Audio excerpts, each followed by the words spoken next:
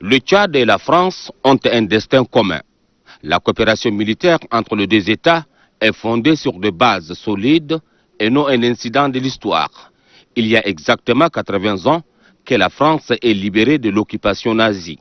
Cette liberté, l'ancienne métropole la doit en grande partie aux guerriers tchadiens et à d'autres des ex-colonies africaines et territoires sous tutelle au lendemain de la Seconde Guerre mondiale. Pour revivre cette époque, il est important de remonter dans l'histoire.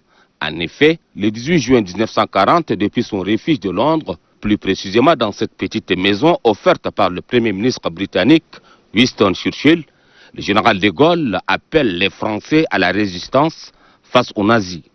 Et c'était sur les antennes de la BBC que le général de Gaulle lançait ses messages, et je cite, « Quoi qu'il arrive, la flamme de la résistance française ne doit pas s'éteindre et ne s'éteindra pas. » Fin de citation.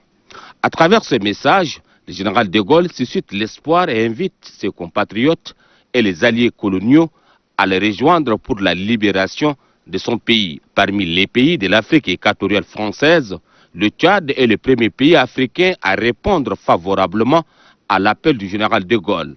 Et c'est à partir de Fort-Lamy, actuel Djamena, que le premier régiment militaire, armes et bagages à la main, est parti rejoindre le général Leclerc à Brazzaville.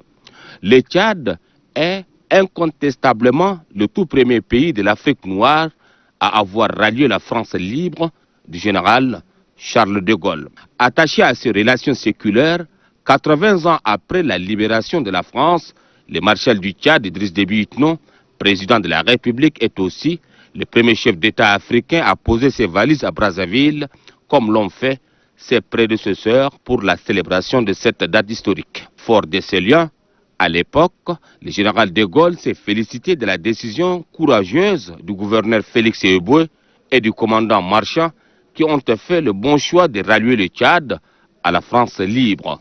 Célébré chaque année, l'appel du 18 juin est devenu le symbole de la lutte menée par des hommes et des femmes qui se sont sacrifiés pour que la France devienne aujourd'hui un pays libre et démocratique.